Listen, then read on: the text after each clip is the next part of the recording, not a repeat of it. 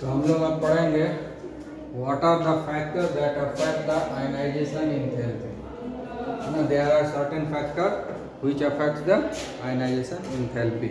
So these are the four factors. First the size of the atom, second magnitude of nuclear charge, third is the screening effect, and then the electronic configuration. These are the factors. So one by one I will be explaining all the factors. The first factor, that is the size of atom. Okay, size of atom. What do you mean by size? Radius. Size means radius. If the size is lesser, then the distance between the nucleus and outermost electron would be lesser. If the radius is more, then the distance between the nucleus and the outermost orbit electron would be greater. It will be more. So as the distance from the nucleus, as the distance of the electron from the nucleus decreases, there will be more force of attraction, then it will become difficult to remove the electron. Okay, understood? As the distance between the electron, outermost orbit electron and nucleus increases, there will be less force of attraction. है कि नहीं? कोई चीज़ एकदम यहाँ नज़दीक में है तो उसको हम अच्छे से पकड़ के खींच सकते हैं, कोई बहुत दूर में है तो उसको खींचने के लिए हमको ज़्यादा लगाना पड़ेगा। हम तो यहीं से खींचेंगे ना, तो जितना दूरी होगा हमसे उतना जो है उसके ऊपर इम्पैक्ट हमारा कम होगा। ठीक है, तो साइज इंक्रीज किया मतलब इलेक्ट्रॉन का डिस्टेंस न्यूक्लियस से बढ़ गया। ठीक है ना, तो जब न्यूक्लियस से डिस्टेंस बढ़ गया तो फोर्स ऑफ अट्रैक्शन जितना, जैसे हम यहाँ पर आग जलाएंगे जितना दूरी रहेंगे उतना कम हमको हीट एनर्जी मिलेगा ना। यहाँ पर हम रखे रहेंगे मैग्नेट और हम एक आयरन का रॉड लेके बैठे रहेंगे, नज़दीक आएंगे तो फोर्स ऑफ अट्रैक्शन बढ़ेगा ना, दूर चले जाएंगे तो उस मैग्नेट से अट्रैक्शन कम होगा कि नहीं? हाँ, तो जैसे ही दूर जाते हैं फोर्स ऑफ अट्रैक्शन वीक हो जाता है, और जब फोर्स ऑफ अट्रैक्शन वीक होगा तो इलेक्ट्रॉन को रिलीज कराना आसान होगा।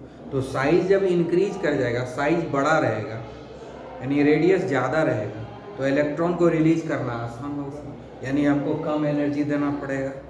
तो as the size increases, as the size of atom increases, ionization enthalpy decreases.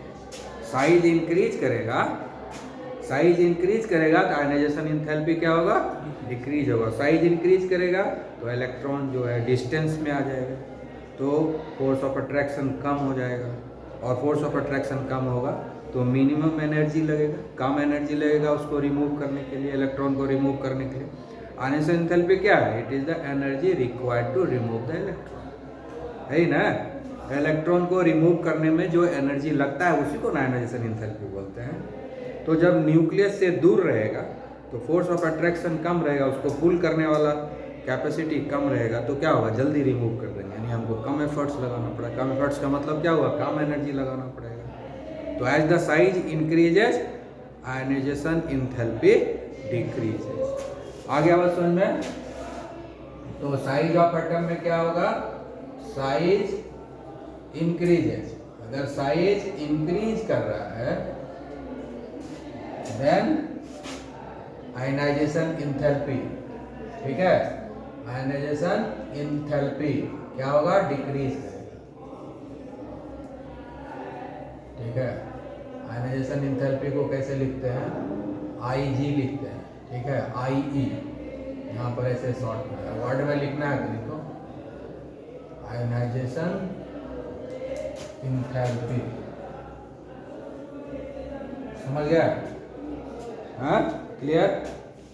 अब सेकेंड आएंगे आप magnitude of nuclear charge. Magnitude of nuclear charge यानी न्यूक्लियस के ऊपर चार्ज बढ़ेगा। न्यूक्लियस क्या है? पॉजिटिवली चार्ज, तो वो इलेक्ट्रॉन को अट्रैक्ट करेगा अपने तरफ, पुल करेगा अपने तरफ। तो न्यूक्लियर चार्ज अगर ज़्यादा होगा न्यूक्लियस के ऊपर तो इलेक्ट्रॉन को अपने तरफ ज़्यादा पुल करेगा, इलेक्ट्रॉन को अपने तरफ ज़्यादा अट्रैक्ट करेगा।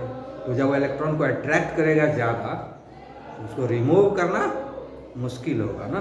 जब लूजली बाउंड होगा तभी ना, जैसे कि साइज इंक्रीज कर जाता है तो इलेक्ट्रॉन लूजली बाउंड हो जाता है, इलेक्ट्रॉन लूजली बाउंड हो गया तो उसको रिमूव करना आसान हो गया, आयनाइजेशन एंथैल्पी डिक्रीज कर गया।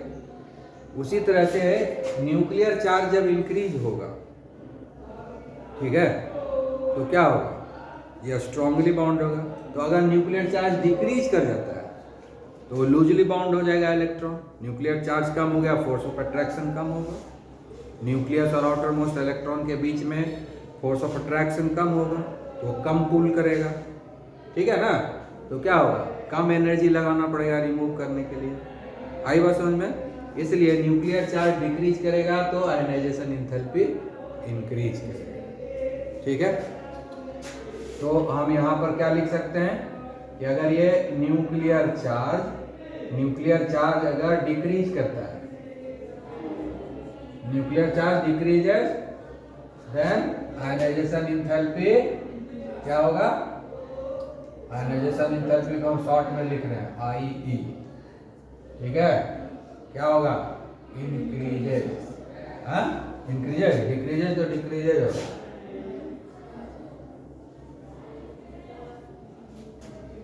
ठीक है। आयनाइजेशन एंथैल्पी भी डिक्रीज करेगा ना अगर न्यूक्लियर चार्ज डिक्रीज करेगा। न्यूक्लियर चार्ज डिक्रीज करेगा तो फोर्स ऑफ अट्रैक्शन डिक्रीज करेगा, फोर्स ऑफ अट्रैक्शन डिक्रीज करेगा तो लूजली बाउंड हो जाएगा, तो कम एनर्जी लगाना पड़ेगा। कम एनर्जी लगाएंगे मतलब आयनाइजेशन एंथैल्पी कम हो गया। आ गया समझ में। तो इसलिए जब न्यूक्लियर चार्ज डिक्रीज होगा तो आयनाइजेशन एंथैल्पी भी डिक्रीज होगा, यानी डायरेक्टली प्रोपोर्शनल है, डायरेक्टली प्रोपोर्शनल है, ये इनवर्सली प्रोपोर्शनल हो गया, ठीक है। साइज ऑफ एटम क्या हो गया, size is inversely proportional to ionisation enthalpy, ठीक है। Nuclear charge is directly proportional to ionisation enthalpy. समझ में आई बात, है? दो फैक्टर समझ में आ गया। अब तीसरा है screening effect of the inner electron. Screening effect पढ़ चुके हो, जब नंबर ऑफ ऑर्बिट्स एक से ज़्यादा होता है, एक ऑर्बिट है तो कोई स्क्रीनिंग इफेक्ट नहीं है, एक ऑर्बिट से ज़्यादा जैसे हुआ स्क्रीनिंग इफेक्ट आने लगेगा। एक ऑर्बिट से ज़्यादा मतलब सेकंड ऑर्बिट आ गया तो फर्स्ट ऑर्बिट जो है सेकंड ऑर्बिट के लिए स्क्रीनिंग इफेक्ट देगा। अगर 3 ऑर्बिट्स आ गया तो फर्स्ट एंड सेकंड ऑर्बिट जो है थर्ड के लिए स्क्रीनिंग इफेक्ट देगा। अगर 4 ऑर्बिट आ गया तो फर्स्ट सेकंड थर्ड ये तीनों ऑर्बिट जो इनर ऑर्बिट इलेक्ट्रॉन है ये सब स्क्रीनिंग इफेक्ट देगा। स्क्रीनिंग इफेक्ट क्या करता है, न्यूक्लियर चार्ज के पावर को कम करता है, यानी इफेक्टिव न्यूक्लियर चार्ज को डिक्रीज करता है। न्यूक्लियर चार्ज को डिक्रीज करेगा ना, इफेक्टिव न्यूक्लियर चार्ज भी डिक्रीज होगा। स्क्रीनिंग इफेक्ट जैसे ही बढ़ेगा, स्क्रीनिंग इफेक्ट बढ़ेगा तो न्यूक्लियर चार्ज डिक्रीज होगा, यानी इफेक्टिव न्यूक्लियर चार्ज डिक्रीज होगा, ठीक है। और जब न्यूक्लियर चार्ज डिक्रीज होगा तो इलेक्ट्रॉन लूजली बाउंड हो जाएगा। इलेक्ट्रॉन लूजली बाउंड हो जाएगा तो इलेक्ट्रॉन को रिमूव करना आसान हो जाएगा, समझ गए। तो स्क्रीनिंग इफेक्ट अगर इंक्रीज करेगा तो आयनाइजेशन एंथैल्पी डिक्रीज करेगा, क्योंकि लूजली बाउंड हो जाता है स्क्रीनिंग इफेक्ट बढ़ने से। समझ में आ गया, हाँ? तो screening effect is inversely proportional to ionisation enthalpy, ठीक है। हम उल्टा लिख रहे हैं, तुम उसको सीधा लिख देना। Ionisation enthalpy inversely proportional to size, ionisation enthalpy directly proportional to nuclear charge, उल्टा दो। Ionisation enthalpy inversely proportional to screening effect, इसको यहाँ ले आओ, इसको यहाँ ले आओ, सब में उल्टा दो, ठीक है। आया बात समझ में कि नहीं। उसके बाद लास्ट में है electronic configuration. Electronic configuration, electronic configuration में बहुत जगह सिग्निफिकेंट चीज़ आता है, जैसे कहीं कहीं हाफ फील्ड रहेगा, जैसे कि ग्रुप 14 है ना, है? तो ग्रुप 14 में कार्बन है, कार्बन का इलेक्ट्रॉनिक कॉन्फ़िगरेशन क्या होता है, 1s2 2s2 2p2, ठीक है। p में कितना इलेक्ट्रॉन जाता है, p में जाता कितना, 6 ना, है? हाँ, तो 2 ही है ना, तो हाफ फील्ड से लेस देन हाफ फील्ड है। अब ग्रुप 14, ठीक है, तो इसका एटॉमिक नंबर कितना होता है, कार्बन का कितना होता है? 6 होता है। और यहाँ पर हम लेंगे नाइट्रोजन, उसका 7 होगा। हाँ, इसका इलेक्ट्रॉनिक कॉन्फ़िगरेशन होगा 1s2 2s2 2p3। अभी देखो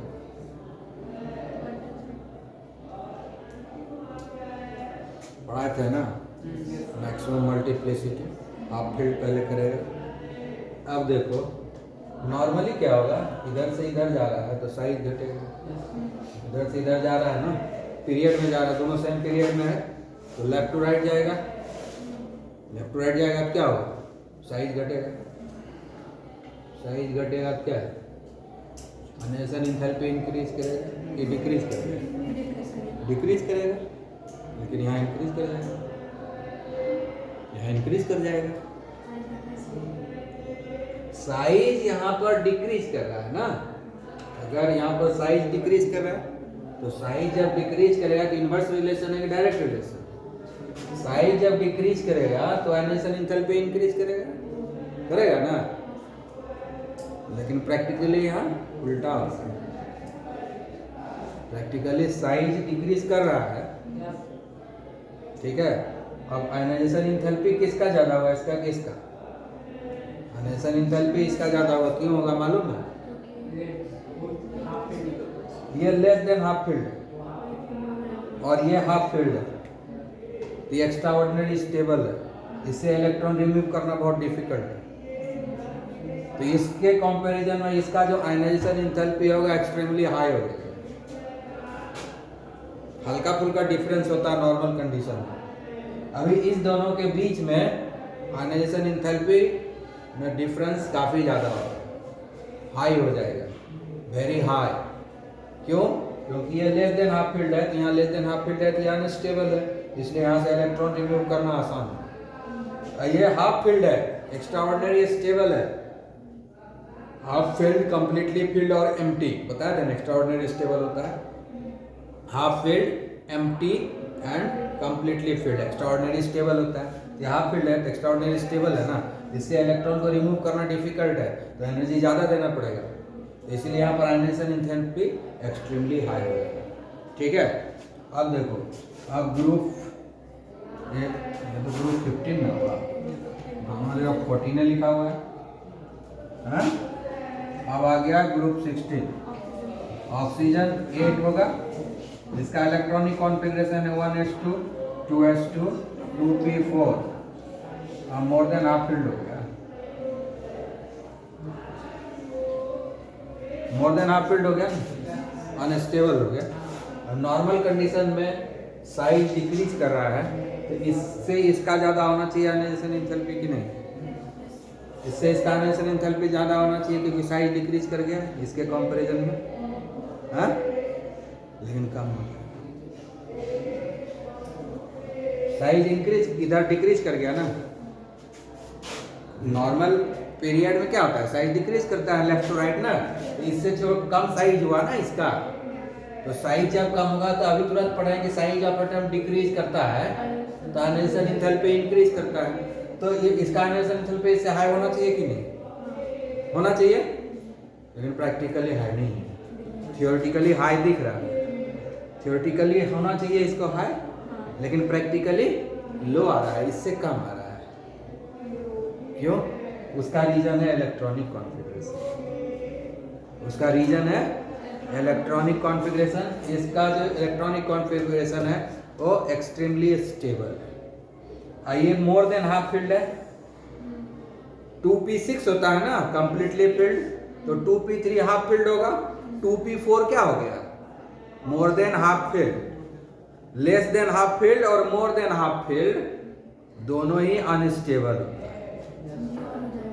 ये एक्सट्रीमली है, अनस्टेबल हुआ ना, तो एक इलेक्ट्रॉन अगर हटा देते हैं तब ये स्टेबल हो जाता है, तो ये स्टेबल होना चाहेगा, अपने इलेक्ट्रॉन को आसानी से रिमूव कर देगा, यानी एनर्जी इसको कम देना पड़ेगा, यानी आयनाइजेशन एंथैल्पी इसका कम हो जाएगा, बढ़ने के बजाय कम हो गया, किसके कारण, इलेक्ट्रॉनिक कॉन्फ़िगरेशन के कारण।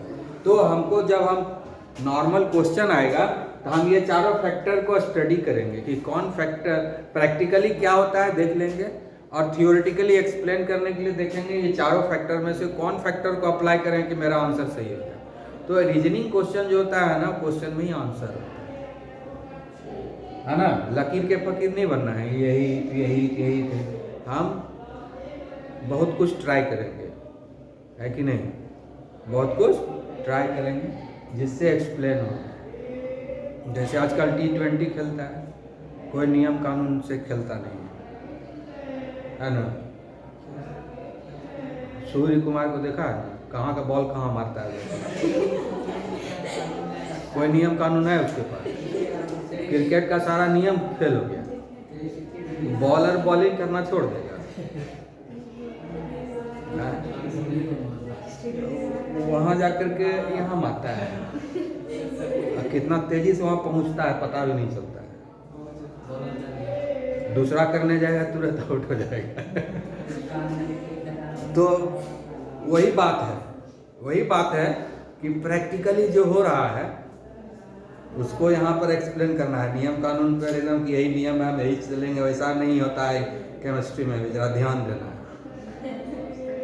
बहुत सारा कानून है, जो कानून सूटेबल है वही चलेगा सिचुएशन के हिसाब से, समझ गए कि नहीं। तो बस हम यही कानून पढ़े हैं यही चलेगा, वैसा नहीं होगा, बहुत सारा कानून है, समझ गए। बहुत सारा, एक दो ठो कानून नहीं हो हम लिखे होंगे यहाँ पर, हो सकता है कुछ स्पेशल क्वेश्चन जब हैंडल करेंगे तो उसमें हम बता देंगे कि यहाँ कानून ये वाला लागू हो रहा है, ये लागू नहीं होगा, समझ गए ना। इसीलिए संविधान उतना बड़ा लिखा गया, ठीक है ना।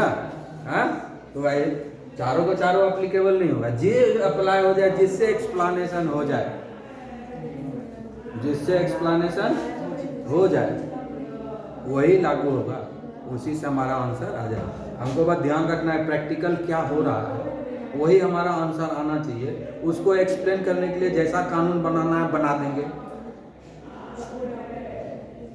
रिजल्ट अपने हाथ में नहीं है, कानून बनाना अपने हाथ में, पार्लियामेंट में जाएंगे अमेंडमेंट कर देंगे, बना, ठीक है कि नहीं। तो वही चलता है केमिस्ट्री में, थोड़ा ध्यान रखना, ठीक है। तो हम लोग पढ़ रहे थे फैक्टर अफेक्टिंग द, बाद में देखें, पेनिट्रेशन इफेक्ट, ठीक है। ये एक फैक्टर छूट गया था जब हम पढ़ा रहे थे factor affecting the ionisation enthalpy. तो पेनिट्रेशन इफेक्ट का मतलब हुआ कौन कितना नजदीक है, समझ गए हैं। तो कोई भी एस ऑर्बिटल जो होता है सबसे नजदीक होता है, तो पेनिट्रेशन इफेक्ट एस ऑर्बिटल का सबसे ज्यादा होगा, उससे कम पी, उससे कम डी और उससे कम एफ। पेनिट्रेशन इफेक्ट ऐसा होता है, ठीक है। जैसे कि हम लोग लिखते हैं 2s 2p, है ना, 1s 2s 2p, 3s 3p 3d, 4s 4p 4d 4f, यही लिखते हैं।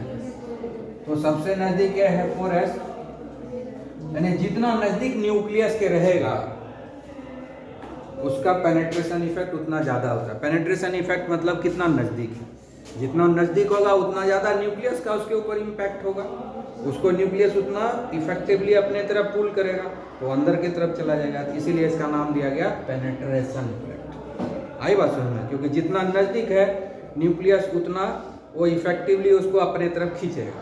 तो एस ऑर्बिटल क्या होता है, सबसे नज़दीक है इसलिए उसको ज़्यादा खींचता है अपने तरफ, तो सबसे ज़्यादा पेनिट्रेशन इफेक्ट एस ऑर्बिटल का होता है। फिर उससे कम पी ऑर्बिटल का, उससे कम डी ऑर्बिटल का, उससे कम एफ ऑर्बिटल, जैसे जैसे डिस्टेंस न्यूक्लियस से बढ़ते जाता है, समझ गए।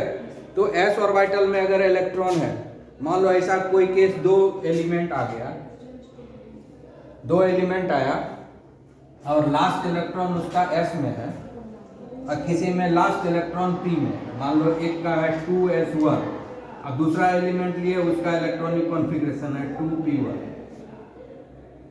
एक एलिमेंट का आउटर मोस्ट ऑर्बिट का इलेक्ट्रॉनिक कॉन्फ़िगरेशन 2s1 और किसी दूसरे का है 2s2 2p1, है ना।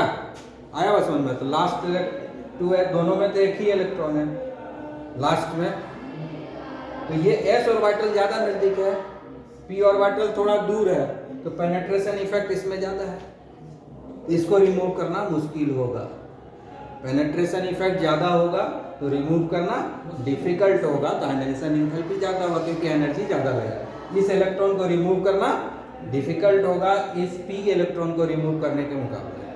p इलेक्ट्रॉन को रिमूव करना s के मुकाबले इजी होगा, और p के मुकाबले d से रिमूव करना आसान होगा, d के मुकाबले f से इलेक्ट्रॉन रिमूव करना और भी आसान होगा। ठीक है, जनरली हम लोग पेनिट्रेशन इफेक्ट s और p में ही देखते हैं, d और f में नहीं है देखते हैं लगभग, तो उसमें पेनिट्रेशन इफेक्ट समझते हैं कि नहीं है, s और p में देखते हैं ज़्यादातर जगह। तो लास्ट इलेक्ट्रॉन किस में है, s में है कि p में है कि d में है कि f में, ये देखना है। s में सबसे ज़्यादा पेनिट्रेशन होगा क्योंकि वो सबसे नज़दीक रहेगा, p उससे दूर रहेगा, थोड़ा पेनिट्रेशन इफेक्ट कम हुआ, p से कम हो गया d में क्योंकि और थोड़ा दूर रहेगा, और f और दूर रहेगा तो उसमें और पेनिट्रेशन इफेक्ट कम रहेगा। यानी क्या है, इन्वर्सली प्रोपोर्शनल हो गया। Penetration effect is inversely proportional to ionisation enthalpy. Penetration effect अगर ज्यादा होगा तो आयनाइजेशन एंथैल्पी कम होगा। पेनिट्रेशन गलती है, क्या बताएं, पेनिट्रेशन इफेक्ट ज्यादा होगा तो आयनाइजेशन एंथैल्पी बढ़ न जाएगा, तब फोर्स ऑफ अट्रैक्शन बढ़ेगा, तो directly penetration effect is directly proportional to ionisation enthalpy.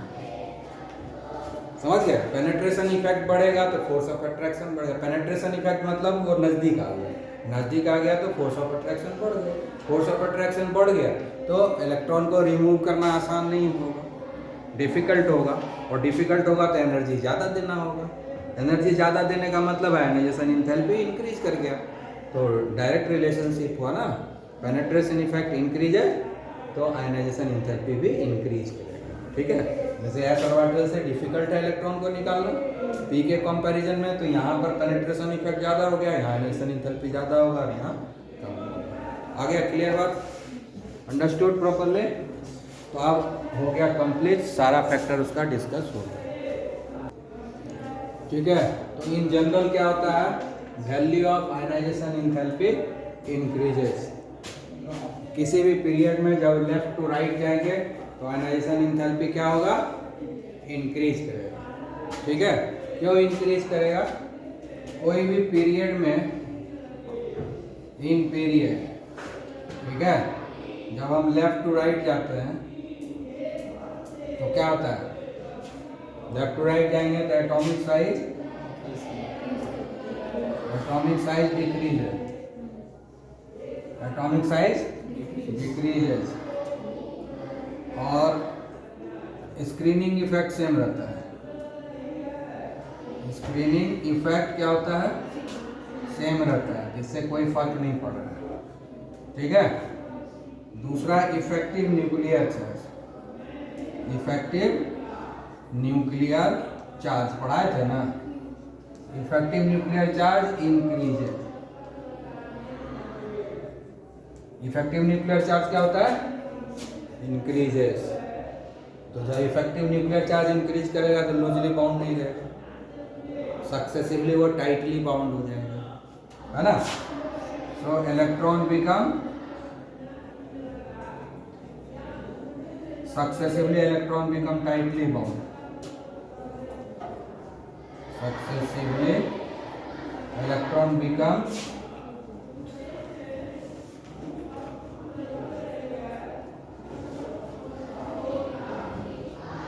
ठीक है, और जब टाइटली बाउंड हो जाएगा तो रिमूव करना मुश्किल हो जाएगा, बोला आसान हो जाएगा। अभी कौन है हमारा, ठीक है, टाइटली बाउंड हो गया तो इलेक्ट्रॉन को रिमूव करना डिफिकल्ट होगा, है ना, removal of electron become difficult, slowly and slowly, successively जो है slowly and slowly left to right difficult हो जाएगा इलेक्ट्रॉन रिमूव करना, और जब इलेक्ट्रॉन रिमूव करना डिफिकल्ट हो जाएगा सक्सेसफुली हमको एनर्जी बढ़ाना पड़ेगा। जब डिफिकल्ट हो जाएगा तो हमको एनर्जी धीरे धीरे बढ़ाना पड़ेगा रिमूव करने के लिए एनर्जी, देन बढ़ाना पड़ेगा मतलब क्या हुआ, आयनाइजेशन एंथैल्पी इंक्रीज करेगा। आई बात समझ में? तो successively electron become tightly bound, तो लिखेंगे successively it become difficult to remove electron, so successively we have to increase the energy to remove the electron. That means ionization enthalpy increases as we move across the period from left to right. समझ में आया? Left to right जब हम जाएंगे तो क्या होगा, increase करेगा। समझ में आ गया ना? थ्योरी में लिख लोगे, रीजनिंग क्वेश्चन में आता है ये सब, लिख लो, ठीक है।